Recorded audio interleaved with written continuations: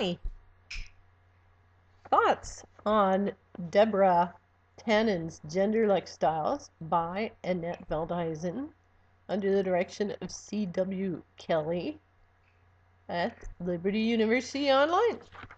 Hi, my name is Annette Veldhuizen, and I'm in the comfort of my own home talking to you today about gender-like styles. And I am learning about all these communicative devices, so bear with me as I try to use one of the methods. Today we're going to answer a variety of questions. What are gender-like styles? Who's Deborah Tannen? What are the ramifications of her theory? What are the praises and concerns of critics? And where do we go from here? Basically, gender-like styles as defined in the Oxford Reference Dictionary. Gender-like is a distinctive type of communication that's pervasive among an identified group, in this case, male or female.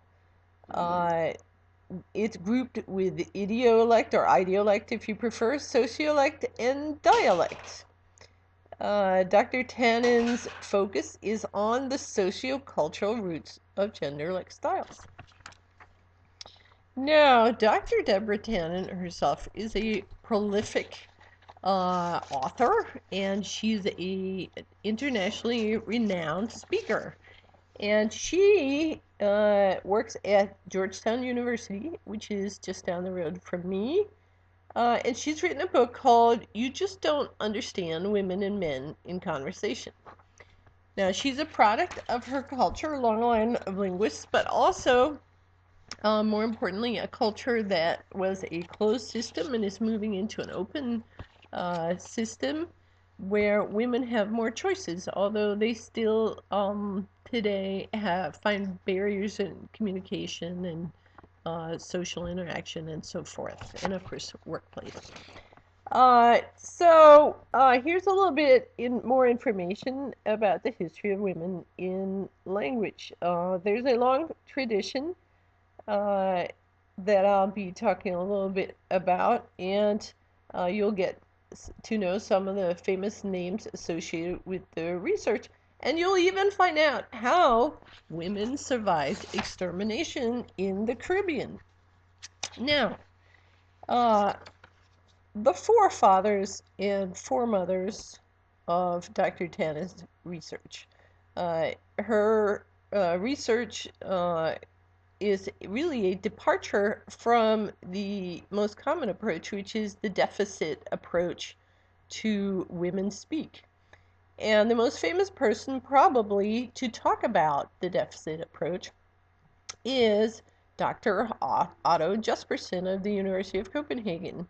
He wrote a book in 1922 entitled Language, Its Nature and Development, and in there was one chapter about women where he talked about taboos, competition between men's and women's languages, women's tendency towards conservatism, their unique use of phonetics and grammar, word choice, vocabulary, and even punctuation. But according to Dr. Jespersen himself, he's not the first to talk about women's styles and women's unique dialect.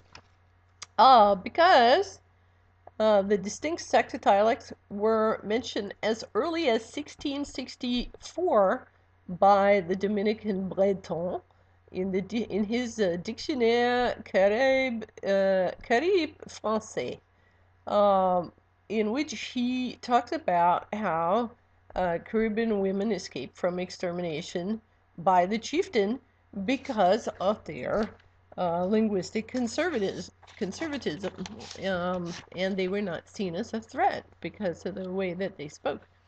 He also analyzes a wide variety of aspects of women's talk.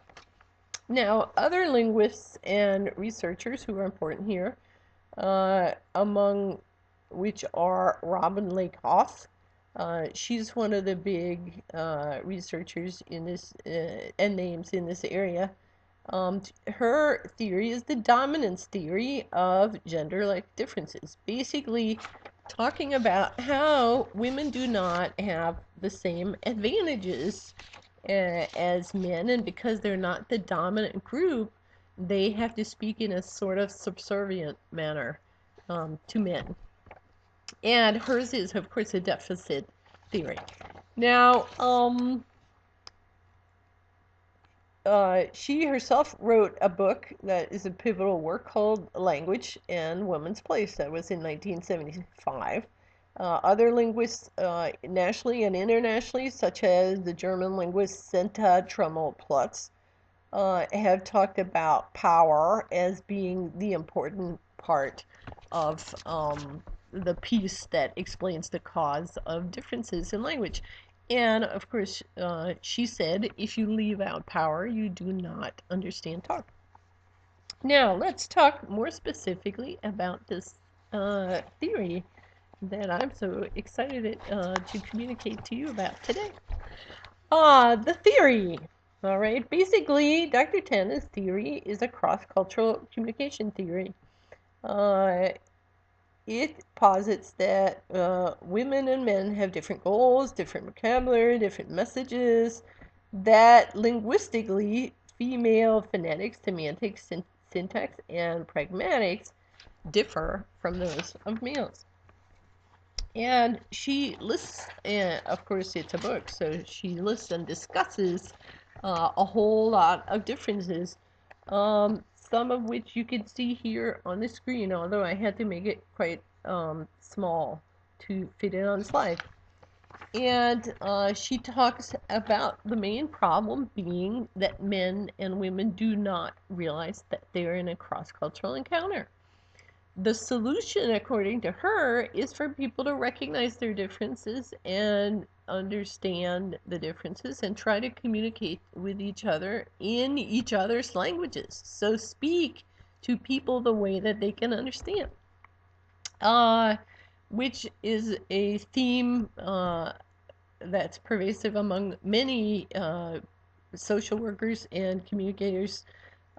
For example, you may be familiar with the book The 5 Love Languages by Gary Smalley, which says that in order to communicate to people, you have to talk to them in their language. So if they're a gift giver, then you give gifts. And if they like to just sit around, well, then you sit around with them to show them how much you love them.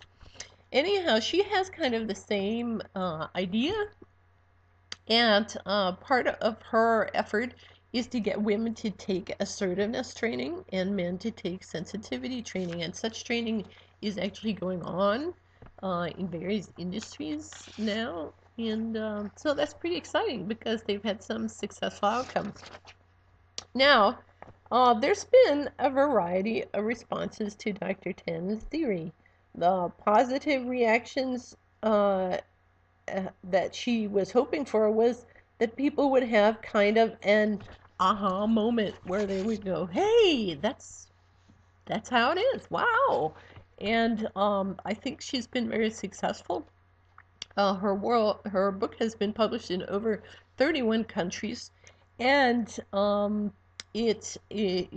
for example, in Germany, when it was published, 80,000 copies were printed the first year. So it's not just a local thing or a Georgetown thing or something like that, but it's wildly popular, and people are having the aha moment, and they're grateful. Women are feeling empowered to communicate with their husbands all over the world, I guess. Okay, and another way that you can tell that it is a successful theory or a valid theory or something that we can't ignore is by the number of researchers that are looking into it and evaluating it. And here are some of their names. As you can see, I already mentioned Dr. Laycock, but there are many other famous people, especially women, who are looking at this theory. Now, there has been some negative responses, and some of the feedback she's gotten is that there's not enough attention given to power issues, and there's not enough discussion given to female minority groups and their unique use of language. Excuse me. There's no discussion of gay women or men and how they speak uniquely. And finally, that gender is an artificial structure set up, and of course in different languages, in different ways, um, so that she should have treated that also, critics say. Well, I like Dr. Tana's theory because I think it offers hope. She offers a solution, not just a lot of criticism, and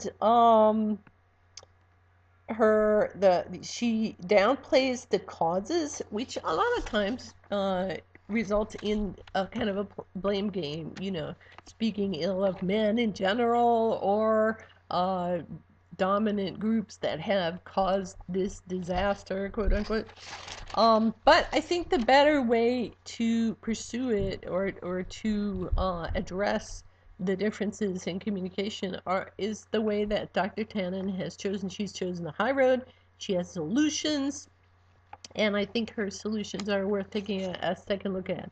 So where do we go from here? Well, I personally want to do more research. My personal opinion is that the differences between males and females are due to a complex interaction of nature and nurture, macro and micro culture, free will, and personal character. And I don't think, I agree with Dr. Tannen that communication between the sexes need not fail, that we can come up with better ways of talking to each other and understanding each other. And yes, I embrace her hope. I think attitude is essential. I think there have been plenty of testimonies around the world of women who are feeling really empowered by her work, because they feel that other people are experiencing the same cross-cultural stress that they're experiencing, and that's very exciting. Okay, so Tannen's approach is positive. There are a lot of negative things we could say, but I think it is, as I said, better to emphasize the positive. And so here is a long list of my references. These are available upon request, and it was a pleasure talking to you. I wish you a very happy Sunday.